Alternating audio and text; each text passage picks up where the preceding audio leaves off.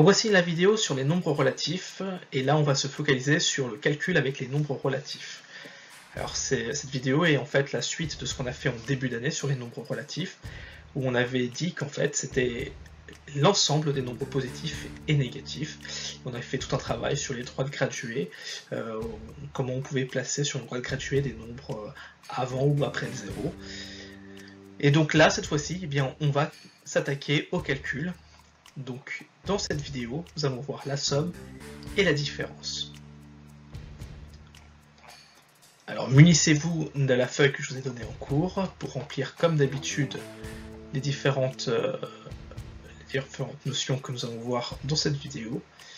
Et puis on en reparlera en classe comme d'habitude et on fera des exercices pour nous familiariser avec toutes ces nouvelles notions.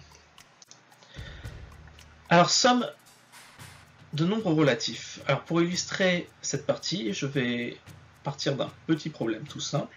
On imagine qu'au départ j'ai 100 € dans ma poche.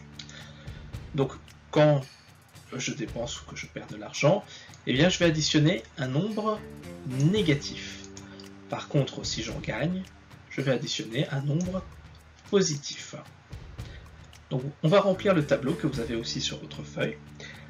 On va faire la première ligne ensemble, et les autres lignes vous le ferez tout seul. Donc moins 6 plus 4,2.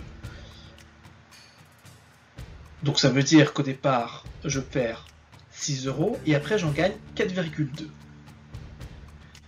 Alors la première opération que je vais faire, c'est une soustraction, c'est moins 6. Et ensuite, je vais additionner 4,2. Donc ce qui revient à faire 100 moins 6 plus 4,2, ce qui me donne 98,2. Donc finalement le résultat de moins 6 plus 4,2, ça correspond à quoi? Eh bien ça correspond à moins 1,8. Donc vous voyez que si je fais 100 plus moins 1,8, eh bien je vais trouver aussi 98,2 €.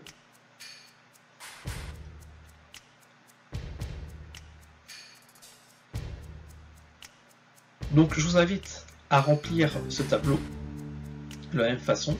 Donc vous remplissez à chaque fois eh bien, la colonne qui correspond à la première opération, ensuite à la deuxième opération, et vous me trouvez la somme finale.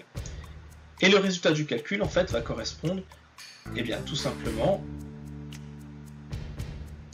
à ce que vous obtenez dans cette colonne.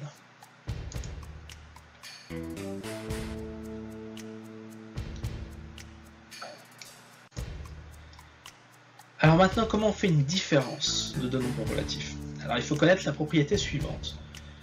Pour soustraire un nombre relatif, on ajoute son opposé. Je répète, pour soustraire un nombre relatif, on ajoute son opposé.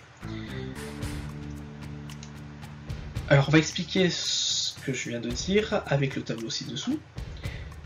Donc si j'ai moins 6, moins plus 4,2, eh bien j'ai bien moins 6 qui est le premier terme de ma différence, et j'ai 4,2 qui est donc le second terme. Donc si je veux soustraire mon nombre relatif, eh bien il va falloir que j'ajoute son opposé. Donc moins 6, je garde le moins 6 qui est ici, et je vais additionner, donc ici je mets un plus à la place du moins, l'opposé de plus 4,2. Et quel est l'opposé de 4,2? Eh bien c'est tout simplement moins 4,2.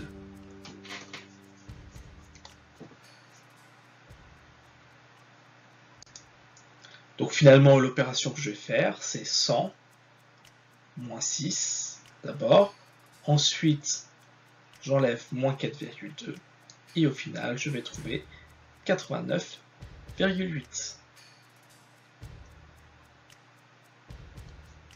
Donc la différence entre moins 6 moins plus 4,2, c'est moins 10,2. virgule 2 que je peux trouver à l'aide de ma propriété que j'ai énoncée, à savoir que je soustrais le nombre relatif. Et bien, pour soustraire le nombre relatif, j'ai ajouté son opposé. Donc ce que j'ai entouré en jaune et en bleu, c'est la même chose. Donc je vous invite à remplir le reste du tableau en respectant cette règle. Alors, les deux tableaux que vous avez vus dans la vidéo et que vous allez remplir sur votre feuille, je vous invite à le faire au crayon à papier, comme ça on pourra corriger tranquillement en cours si jamais il y a eu des erreurs. Et surtout, si vous avez des questions, n'hésitez pas.